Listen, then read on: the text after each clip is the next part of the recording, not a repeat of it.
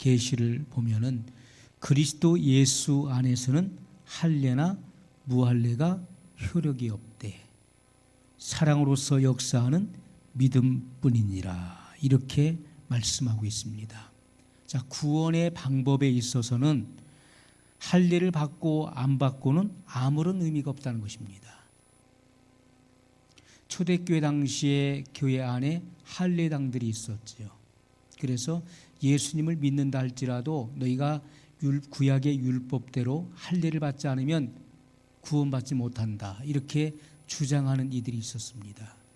그러나 바울을 통해서 분명히 말씀하시기를 자, 구원의 방법에 있어서 할례를 받고 안 받고는 의미가 없는 것이다. 이렇게 말씀하고 있습니다. 자, 우리가 사도행전 16장과 갈라디아서 2장에 보면은 사도 바울이 디모데에게는 할례를 행했습니다. 그러나 디도에게는 할례를 행하지 않았지요. 자, 바울은 할례나 무할례 이것은 구원과 연관성이 없다는 것을 분명히 말씀하면서 사랑을 믿음과 연관시키고 있는 것을 우리가 보게 됩니다. 자, 참된 믿음은 사랑을 통해서 역사한다는 것을 지금 증거하고 있는 것입니다. 참된 믿음은 사랑을 통해서 역사한다. 참된 믿음은 사랑을 통해서 그 효력을 발휘한다. 그것을 말씀하고 있는 거예요. 참된 믿음이 있다는 그 증거는 바로 사랑을 발휘함으로써, 사랑을 드러냄으로써 그 참된 믿음의 효력을 나타낸다는 것입니다. 그 믿음의 그 효력이 있게 하는 것이다. 이렇게 말씀하고 있는 것이죠. 자, 믿음은 사랑의 행위를 낳게 하는 것입니다. 믿음이 있노라 하고 참된 사랑의 행위가 없다는 것은 진정한 믿음이라고 볼 수가 없는 거예요. 진정한 믿음은 사랑의 행위를 낳게 하는 것입니다. 그리고 율법의 요구가 이루어지게 하는 것임을 성경이 증거하고 있습니다. 그러므로 우리가 사랑의 행위를 드러내지 못하는 믿음은 참된 믿음이 될 수가 없는 것이죠. 우리가 어떤 이들은 바울은 믿음을 강조했고 야고보 기자는 행위를 강조했다. 이렇게 주장을 합니다.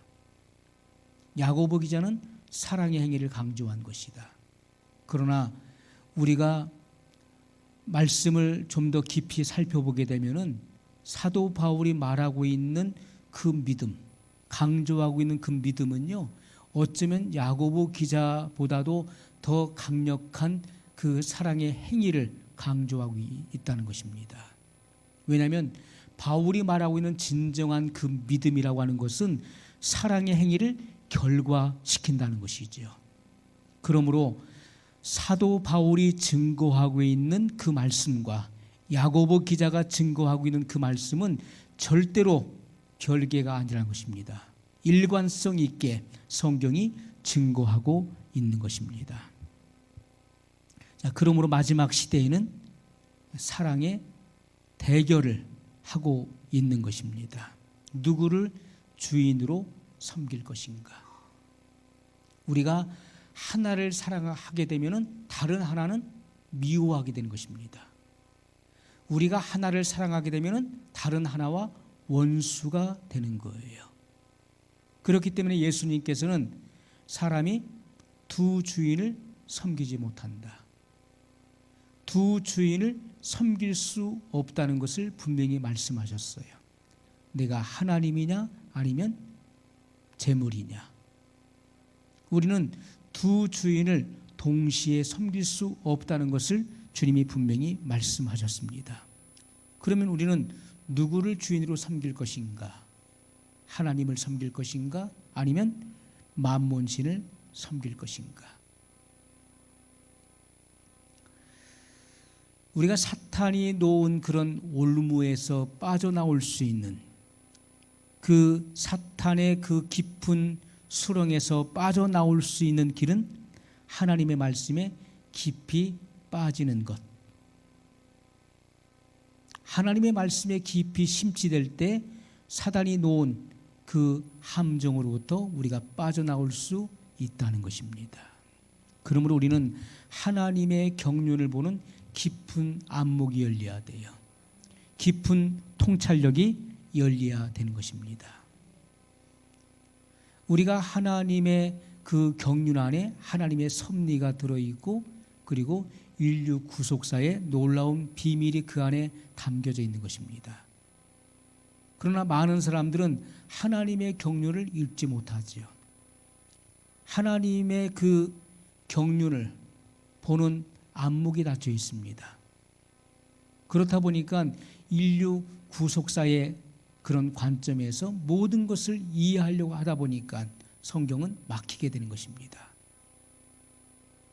우리는 창세전에 보좌를 높이시고 그 보좌에 앉아 계셔서 그 보좌에 앉아 계신 하나님의 가슴 속에 있는 그 하나님의 지고한 계획, 하나님의 뜻을 우리가 읽을 수 있어야 된다는 것입니다.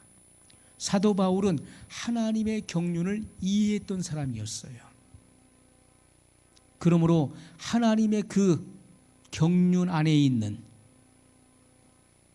그 하나님의 진리의 그 깊이와 또 높이와 넓이와 너비를 그는 이해하기를 간절히 원했던 것입니다.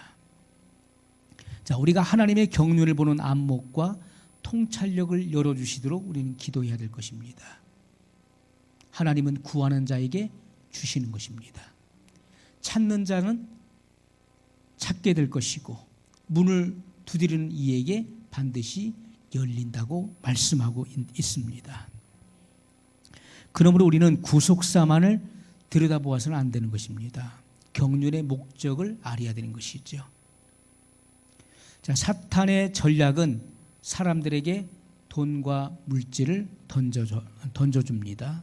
그리고 먹고 산 일에 온 정력을 다 허비하게 만드는 것이죠. 이것이 사단의 전략이라는 것입니다. 사단의 계획에는 사람들이 따라갈 수가 없어요. 성령의 지혜를 받지 않으면, 성령의 인도를 받지 않는 사람은 사단의 그 계획을 이길 수가 없습니다. 그 숨겨진 그 계획을 우리가 알아낼 수가 없는 것이지요. 자, 그러므로 사람들은 근본적인 문제, 자, 우리의 근본적인 문제가 무엇입니까? 사람이 어디서 왔으며 왜 살며 결국 어디로 가는가에 대한 이 근원적인 문제에 대한 해답을 얻지 못하면 안 되는 거예요. 그러나 오늘날 많은 사람들 또 교회를 다니는 신앙인들조차도 이러한 근본적인 근원적인 문제에 대한 해답을 얻지 못하고 신앙생활하는 이들이 너무나 많습니다. 내가 어디서 왔으며 왜 살며 결국 내가 어디로 가는가를 이러한 답을 얻지 못하고 그냥 막연한 신앙생활하는 이들이 너무나 많이 있다는 것입니다.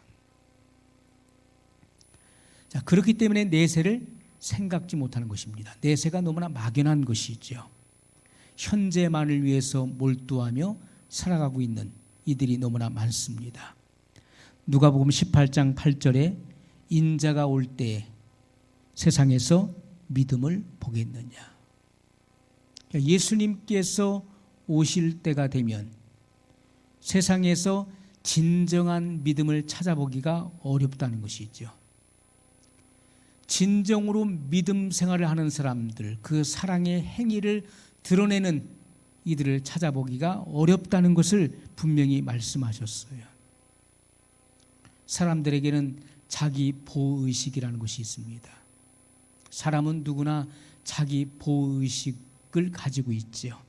그리고 편의주의와 편리주의를 추구하게 돼 있습니다. 조금만 틈을 주면은 편리주의 그리고 편의주의가 들어오게 돼 있어요. 자, 오늘 도착한 성결 신문을 보니까 거기에 이렇게 기록되어 있습니다. 재개된 대면 예배에도 어느덧 온라인 예배에 익숙해졌다는 기사의 내용이었어요.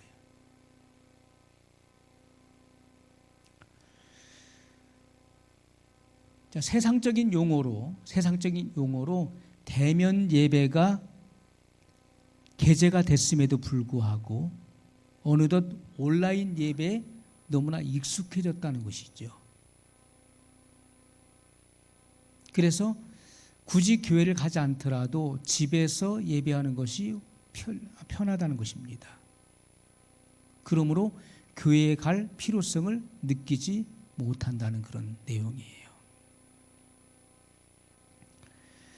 여러분, 이 마지막 시대에는 이렇게 사단의 그런 교묘한 그런 전략에 의해서 많은 이들이 신앙을 잃어버리는 것입니다. 자기 보호의식, 바이러스로 인한 자기 보호의식,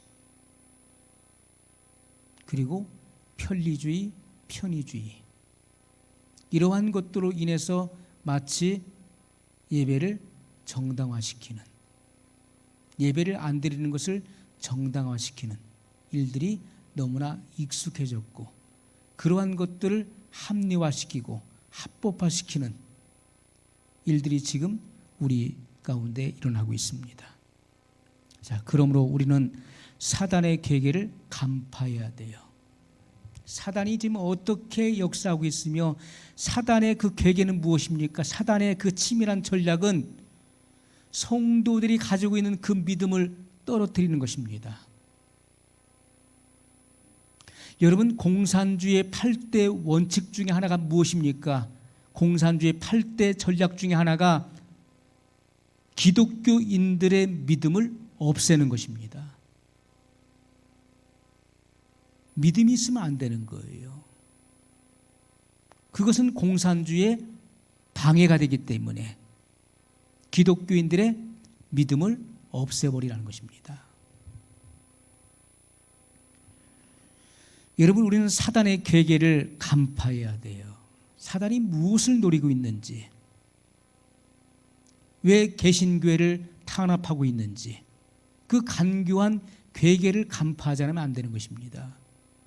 그 목적은 성도들의 믿음을 없애버리는 것입니다. 우리가 사단의 계계를 간파하고 승리하는 방법은 바로 생활을 단순화시켜야 된다는 것이죠. 우리의 생활을 단순화시키지 않으면 안 되는 것입니다. 우리가 단순한 삶을 살기 위해서는 중대한 결정을 내리지 않으면 안 되는 것입니다. 여기에는 훈련이 필요해요. 자, 이 땅에서의 탐욕과 욕심을 내려놓아야 됩니다. 이 땅에서의 탐욕과 욕심을 내려놓지 않으면 안 되는 거예요. 자, 마지막 시대에 신앙을 지킨다는 것은 신앙의 과단성을 필요로 하는 것입니다. 우리가 신앙의 결단을 넘어서 우리는 신앙의 과단성을 갖지 않으면 안 된다는 거예요. 그렇지 않으면 신앙을 지키기가 어려운 시대가 우리에게 도래한 것입니다. 이것도 아니고 저것도 아닌 미지근한 신앙을 가지고서는 절대로 이 마지막 시대에 신앙을 지켜낼 수가 없는 것이죠. 자, 우리가 다니엘과 그 세 친구들의 그 신앙을 보십시오. 그들은 약 17세에서 18세의 그런 어린 소년 시절에 그들은 바벨론 나라의 포로가 되어 왔습니다. 자, 그들은 이제 그 바벨론 나라의 그런 신하가 되기 위한 그런 교육을 받게 되었습니다. 그리고 그들은 바벨론 나라에서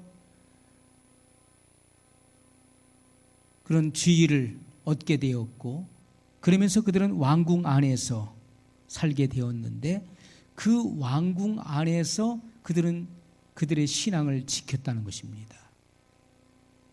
자, 그 안에는 온갖 거짓과 그리고 권모술수가 만연해 있었어요.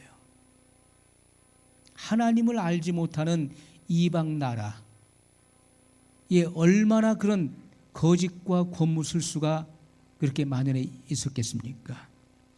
우상 숭배와 박수와 무당들, 그리고 더러운 정치인들의 시기와 질투가 팽배한 장소였어요. 자, 그러한 무리들 속에서, 그러한 환경 속에서 신앙의 순수성이 쉽게 오염될 수 있는 그런 왕궁 안에서도 그들은 하나님의 말씀과 계명을 지켰다는 것이죠. 어떻게 그들이 하나님의 그 말씀, 명령과 계명을 지킬 수 있었을까 하는 것입니다. 자, 마지막 시대에 신앙을 지키기 위해서는 하나님의 역사도 있지만은 그러나 반면에 마귀의 괴계가 있다는 것을 우리는 항상 깨어 있어야 되는 것입니다. 마귀의 괴계가 있다. 하나님의 일을 반대하고 방해하는 마귀의 괴계가 있다. 믿는 자들의 그 믿음을 잃게 하는 마귀의 괴계가 있다. 자, 예수님께서 베드로에게 말씀하셨습니다. 시몬아, 시몬아, 사단이 밀 까부르듯 하려고 너희를 청구하였으나 나는 내 믿음이 떨어지지 않기를 기도하였노라. 이렇게 말씀하셨어요. 자, 마귀가 밀 까부르듯 한다는 것입니다. 뭡니까? 마귀가 날뛴다는 것입니다. 너희 믿음을 떨어뜨리기 위해서, 너희 믿음을 잃어버리게 하기 위해서 마귀가 날뛰고 있다는 거예요.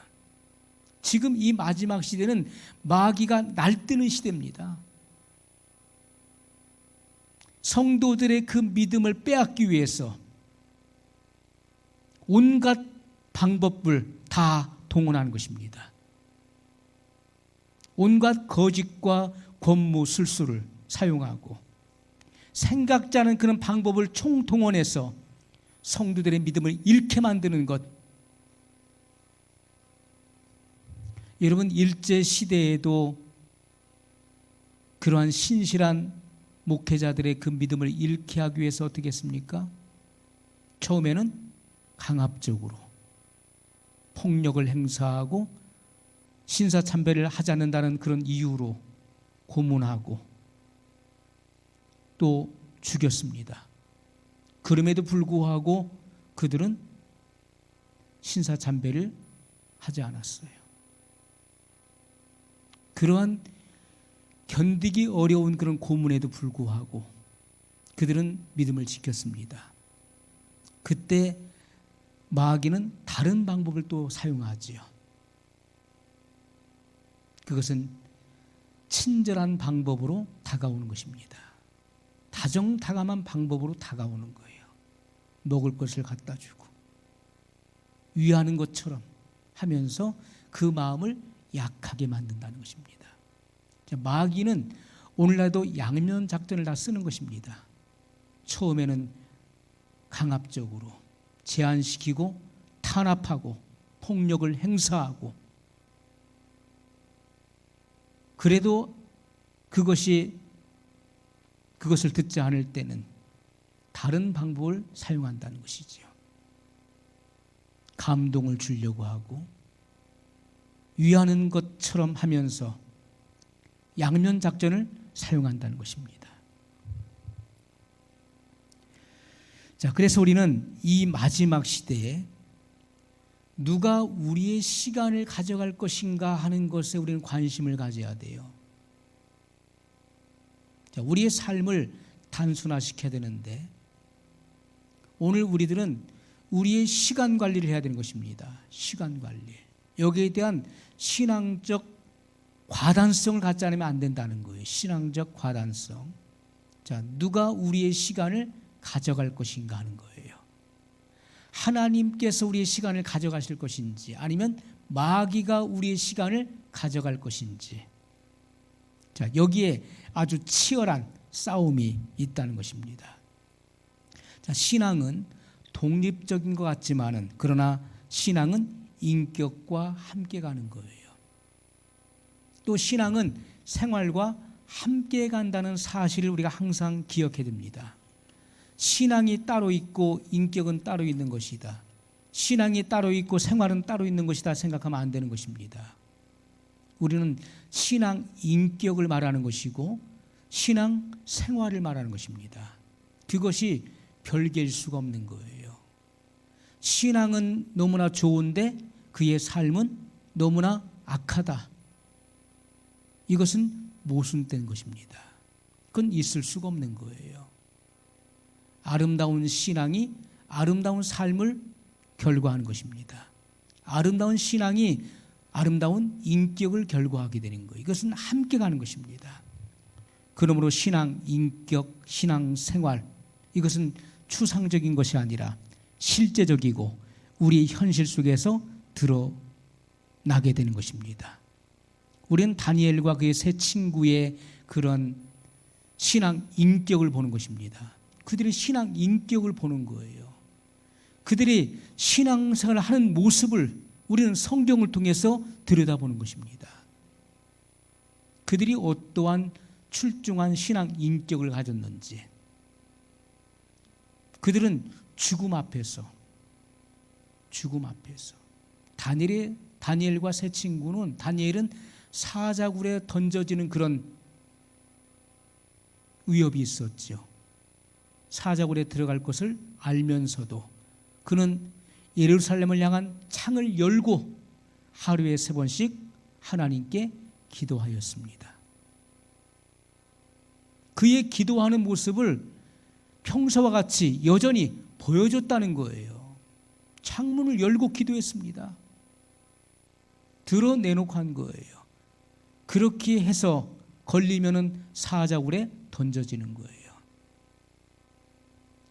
그 30일 동안만 창문을 닫고 조용히 기도할 수도 있었는데 다니엘은 그렇게 하지 않았습니다. 평소와 같이 창문을 열고 기도했다는 것이. 그래서 결과적으로 그는 사자굴에 던져지게 되죠. 자, 그 이전에 다니엘의 세 친구는 어떻습니까? 풀무불 속에 들어가게 되는 그런 시험을 받았어요. 왕이 만든 신상 앞에 절하지 않으면 각종 악기가 불려질 때에 누구든지 바벨론 시리아에 있는 모든 백성들, 방백과 백성들은 다 왕이 만든 신상 앞에 엎드려 절하라. 만일 그리하지 아니하면 누구든지 극렬히 타는 풀무불 속에 던져지리라. 자, 왕의 어인이 찍힌 그 명령을 들었고 보았습니다. 그들은 왕명을 어기면 풀무불 속에 태워진다는 사실을 알았어요. 화형에 처해진다는 사실을 알았음에도 불구하고 그들은 굴복하지 않았다는 것입니다. 자, 그러므로 그들의 출중한 신앙 인격을 보여주는 거예요. 그것이 인격입니다. 인격은 옳고 그름이잖아요. 옳고 그름. 지정의의 합체가 바로 인격인데 우리가 인격이라는 것은 옳고 그름에 대한 그런 바른 판단을 갖고 있다는 것입니다. 바로 신앙 인격. 하나님의 명령에 순종하기 위하여 왕명을 거역하는 그러한 출중한 신앙 인격을 보여주고 있어요. 죽음도 불사하는, 죽음도 두려워하지 않는 분명한 그들의 신앙의 과단성을 보여주고 있어요. 또 그들의 신앙의 삶을 우리에게 보여주고 있다는 것입니다. 그러므로 우리가 신앙 인격과 신앙 생활은 추상적인 것이 아닙니다. 그들의 신앙은 인격으로 그리고 생활로 드러났어요. 우리도 마찬가지입니다. 우리의 삶의 현실 속에서 드러나지게 돼 있는 거예요. 자, 그러므로 우리가 사단이 쳐놓은 그런 올무, 그런 함정에 걸려들게 되면은 하루하루 귀중한 시간을 허비하게 되는 것입니다.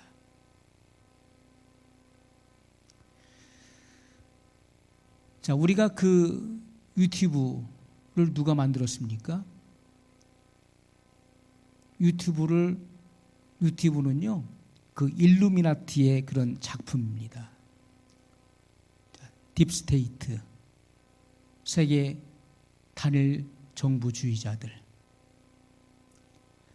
자, 일루미나티의 그런 작품인데 그 유튜브는요, 유용한 점도 많습니다. 하지만 우리가 잘못된 것에 한번 빠지게 되면은 많은 시간들을 이리저리 끌려다니게 돼요. 시간 가는 줄도 몰라요. 우리가 가지고 있는 그 휴대폰, 그 세계 속에 빠져듭니다. 그리고 거기서 이끄는 대로 여기저기를 끌려다니면서 시간을 낭비하게 되는 것이죠. 자, 그래서 이 유튜브를 만든 그 이유가 분명히 있는 것입니다. 유튜브를 왜 만들었을까? 자, 자기만의 텔레비전이에요. 자, 생각을 사로잡습니다. 그리고 분별하거나 판단할 수 있는 시간적 여유를 주지 않는 거예요. 틈을 주지 않습니다. 옳고 그름에 대한 그러한 분별과 판단할 수 있는 시간적 여유와 기회를 주지 않는 거예요. 생각을 단순화시켜서 보는 대로 결정하게 되는 것입니다. 보는 대로, 내 눈이 보는 대로 그대로 믿게 만드는 거예요. 자, 마지막 시대에 짐승의 표를 받게 하는 그러한 준비를 하고 있는 것입니다. 단순해지는 거예요. 그렇게. 그래서 계속적인 홍보를 하게 되면은 거기에 주입되고 익숙해져서 그대로 어떤 옳고 그름에 대한 판단을 하지 않고 그냥 믿게 만드는 것입니다. 결정하게 만드는 거예요. 자기의 영혼을 쉽게 방임하게 되면 타락의 길을 걷게 되는 것입니다. 사람이 타락하는 것은 한순간입니다. 한순간이에요. 오랫동안 쌓아왔었던 그런 신앙도 쉽게 타락할 수 있다는 것입니다. 그러므로 우리가 자기 자신, 자기 영혼을 죄에 또 마귀에게 방임하게 되면 근심이 그 마음을 찌르게 돼 있는 것입니다. 그리고 결국은 개인의 종말을 맞이하게 되는 거예요. 시간은 너무나 빠르게 지나고 있습니다. 하루하루의 삶이 너무나 신속하게 지나고 있어요. 우리의 연수가 70이요 강건하면 80일지라도 신속히 가니 우리가 날아가나이다 라고 시편 기자는 고백했습니다. 이러한 세월은 너무나 빠르게 지난다는 거예요. 그러므로 우리는 지금 깨어서 일어날 때입니다. 로마서 13장 11절로 14절에 보면 또한 너희가 이 시기를 알거니와 자다가 깰 때가 벌써 되었으니 이는 이제 우리의 구원이 처음 믿을 때보다 가까웠습니다. 우리의 구원이 처음 믿을 때보다 임박한 것입니다. 세월은 점점 흘러가고 있어요. 예수님의 재림의 날은 점점 다가오고 있어요. 세월이 흐르면 흐를수록 예수님의 재림의 날짜는 반대로 우리에게 다가오고 있다는 것입니다. 예수님의 재림의 날은 곧 선악관에 심판하는 날인 것입니다. 밤이 깊고 낮이 가까웠으니 그러므로 우리가 어둠의 일을 벗고 빛의 갑옷을 입자.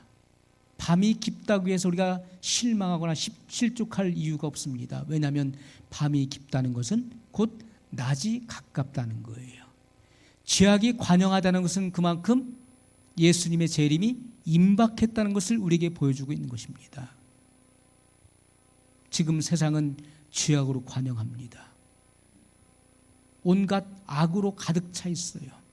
그러나 예수님의 재림이 임박해 있다는 사실이에요. 그러므로 우리가 어둠의 일을 벗고 빛의 갑옷을 입자. 바로 하나님의 전신갑주를 취하는 것입니다. 우리는 구원의 투구를 써야 돼요. 의의 흉배를 붙여야 되는 것이고 진리의 허리띠를 떼야 되는 것입니다. 평안의 복음에 예비한 신을 신어야 됩니다. 믿음의 방패를 가져야 되고 성령의 검, 곧 하나님의 말씀을 가져야 된다는 것입니다. 이것이 바로 하나님의 전신갑주, 바로 빛의 갑옷을 입는 것입니다. 우리는 의의 흉배를 붙여야 돼요. 의의 흉배. 이 흉배는 바로 사랑의 흉배입니다. 주님을 향한 그 사랑의 열정을 의미하는 거예요. 이 사랑이 식어지면 안 되는 것입니다. 사랑이 식게 되면 어떻습니까? 주님을 멀리하게 되죠. 주님을 믿었던 그 믿음으로부터 등을 돌려서 대마와 같이 세상을 향해서 달려가게 되는 것입니다. 세상에서 가장 용감했었던 군대는 로마의 군대였다고 그러죠. 로마의 군대. 그래서 한때는 로마가 세상을 정복했던 것입니다. 로마의 군대는 용맹했다고 그러지요. 그래서 로마의 군대를 시험할 때 지휘관이 앞으로 가해서 그들이 앞으로 전진합니다. 낭떠러지로 가는 거예요. 그런데 그 낭떠러지 위에서 그들은 서라고 하는 명령이 없기 때문에 계속 진군해서 낭떠러지 밑으로 떨어져 죽는 거예요. 그래도 계속해서 전진했다는 것입니다. 그 정도로 명령에 죽고 사는 군대였다고 그러지요. 자, 로마의 그런 그 군인들의 그 흉배를 보게 되면은 여기에 이제 철로 만든 심장을 보호하는 이 흉배를 붙였습니다. 그러나 이 뒤에는 가죽 끈으로 지그재그로 이렇게 묶어놨어요. 등을 돌리는 순간에 적의 화전에 맞아서 죽는다는 것입니다.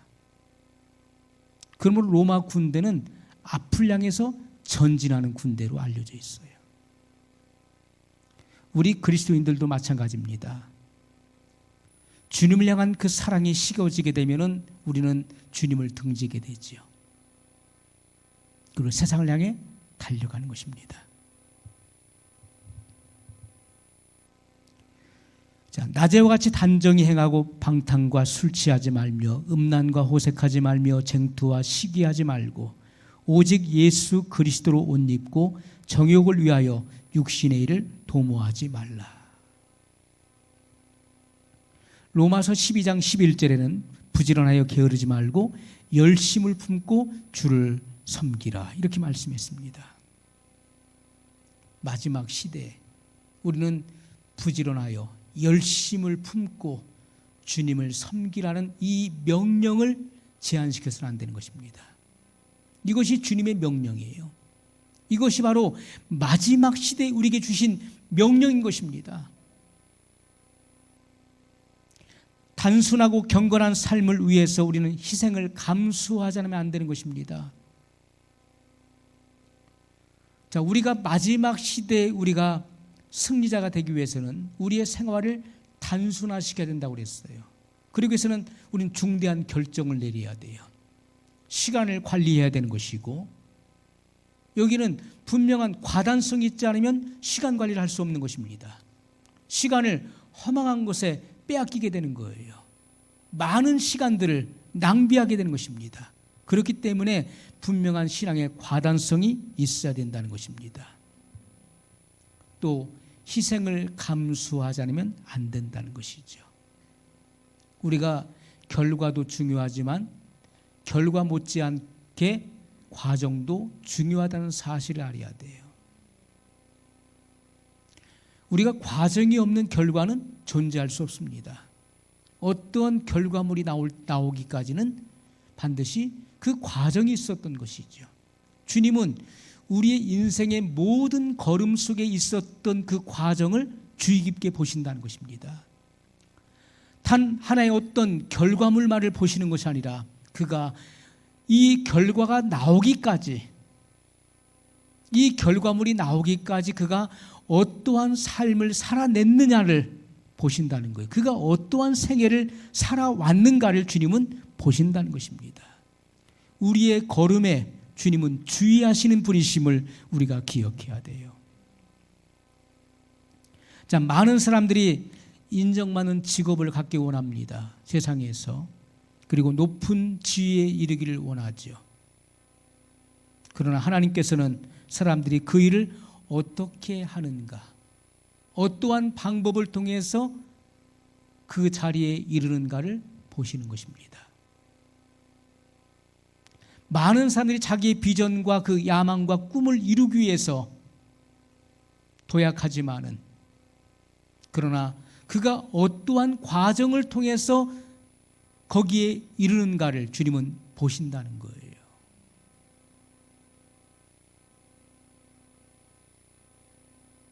여러분, 사람들이 인생의 어떤 목표를 가지고 살아가지만은 저마다 그 목표에 다 이룰 수 있는 것은 아닙니다.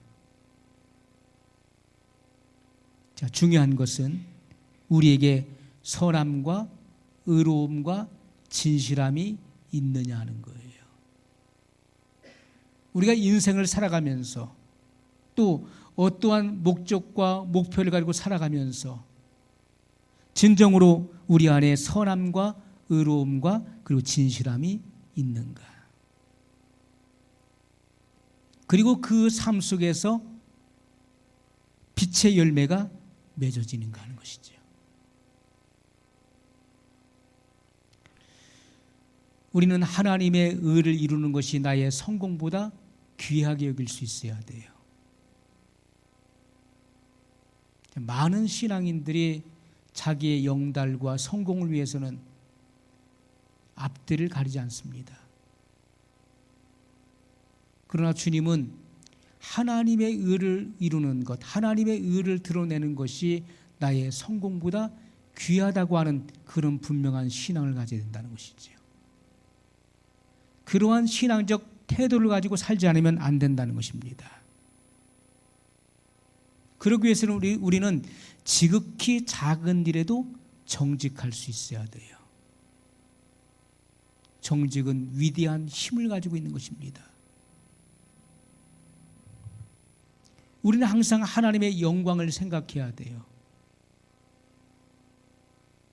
내가 이렇게 말하는 것이 하나님의 영광을 드러내는 것인지, 내가 이렇게 행동하고 사는 것이 과연 하나님의 영광을 드러내는 것인지. 하나님을 영화롭게 하는 것, 그것이 하나님의 영광을 드러내는 것입니다. 또 하나님의 성품을 드러내는 것, 그것이 하나님의 영광을 드러내는 거예요. 나의 언행이 하나님을 영화롭게 하는 것인가? 나의 삶이 하나님의 성품을 드러내고 있는가? 늘 이것을 생각하지 않으면 안 된다는 것입니다. 자, 많은 그리스도인들이 내가 붙잡고 있는 것, 내가 창념하고 있고 내가 애착을 갖고 있는 것들을 내려놓길 원하지만은, 그러나 우리가 그것이 쉽게 되지 않습니다.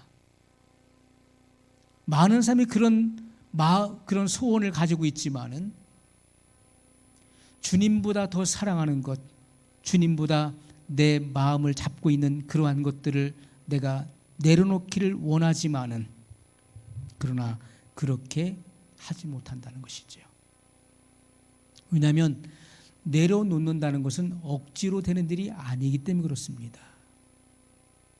억지로 내려놓게 되면요, 얼마 못 가서 다시 그것을 붙들게 되는 거예요. 내려놓았다가도 다시 그것을 붙잡게 돼 있는 것입니다.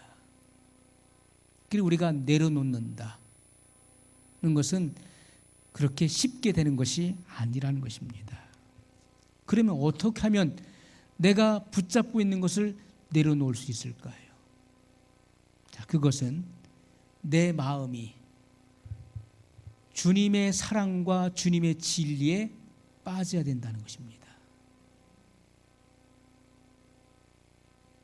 주님의 사랑에 내가 깊이 빠지게 되면은 내가 붙들고 있었던 것들을 쉽게 포기할 수 있게 되는 거예요.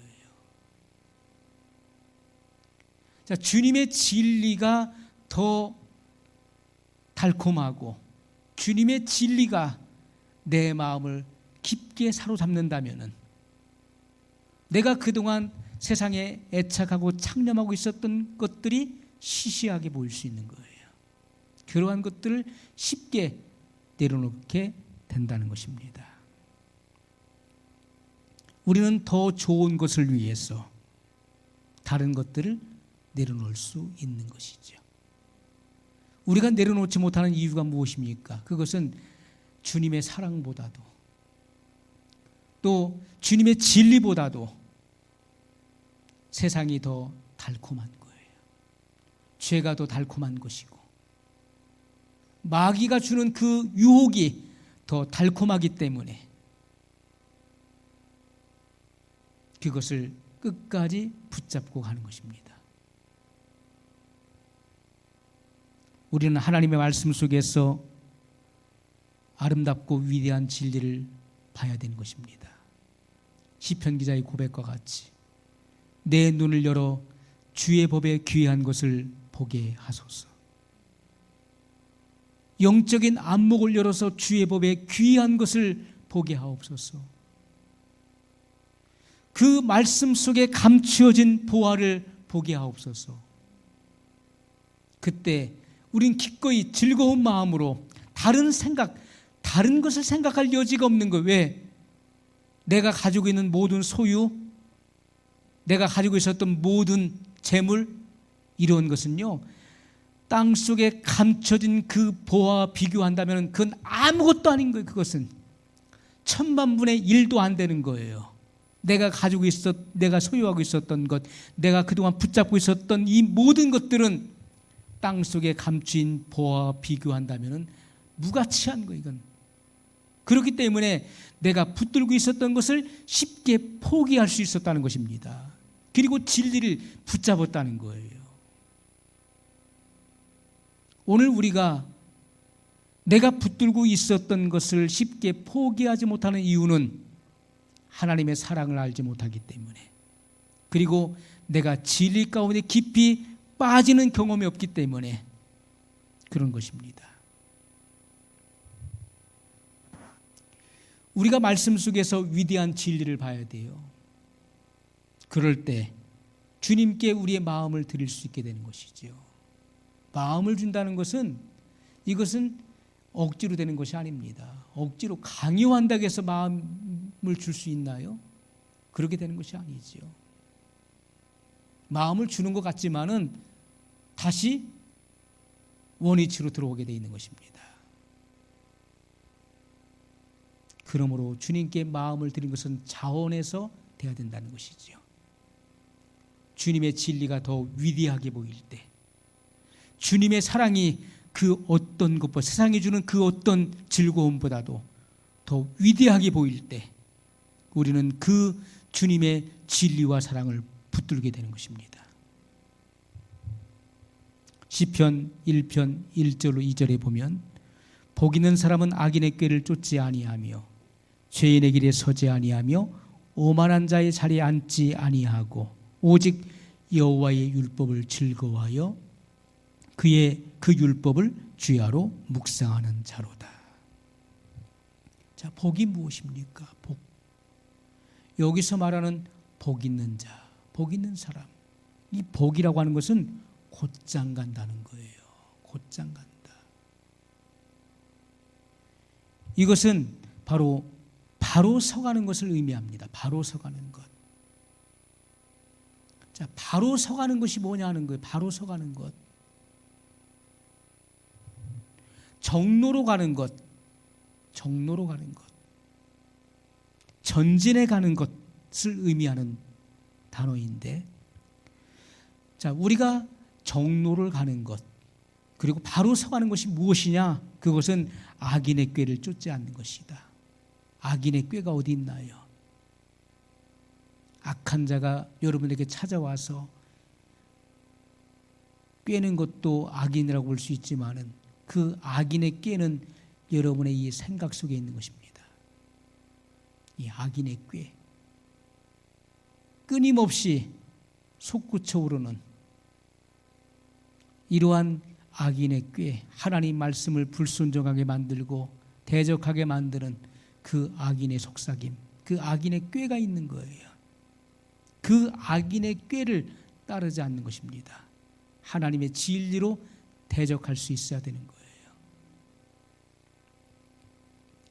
죄인의 길에 서지 아니하며 오만한 자의 자리에 앉지 않는 것, 이것이 바로 정로를 가는 자, 그리고 바로 서가는 자를 의미하는 것입니다. 더 나아가서 오직 여호와의 율법을 즐거워하여 그 율법을 주야로 묵상하는 자로다. 자, 하나님 말씀의 그 단맛에 끌리기 때문에, 말씀이 너무나 깊고 오묘하고 너무나 그 말씀에 내가 심취되기 때문에 주야로 그의 율법을 묵상한다라고 기록하고 있는 것입니다. 밤이건 낮이건 그런 어떤 시간에 제한받지 않는다는 것입니다. 나는 밤이기 때문에, 밤이 깊었기 때문에 나는 자야 돼. 시편 기자가 할 일이 없어서 다음 날에 해야 될 일이 없기 때문에 그렇게 밤낮으로 말씀을 묵상하는 것입니까? 우리보다도 더 한가한 사람이었기 때문에 그랬습니까? 그렇지가 않은 것입니다. 하나님의 그 말씀에 이끌렸다는 거예요. 말씀에 사로잡혔다는 거예요. 그 말씀의 맛이 너무나 달고 오묘하기 때문에 그 말씀에 끌려서 밤이건 낮이건 그 말씀에 붙잡혀 살았다는 것입니다. 그것이 바로 영의 생각이에요. 영의 생각은 생명과 평안을 가져오는 것입니다. 영의 생각은 바로 영생으로 인도되는 것입니다. 그러므로 우리는 우리의 삶을 단순화시켜야 돼요. 우리의 시간을 누구에게 줄 것이냐는 거예요. 우리의 시간을 누가 가져갈 것인가? 하나님께서 가져갈 것인가? 아니면 마귀가 우리의 시간을 가져갈 것인가를 생각해야 됩니다. 수많은 시간들을 허망한 곳에 허송세월할 수 있어요.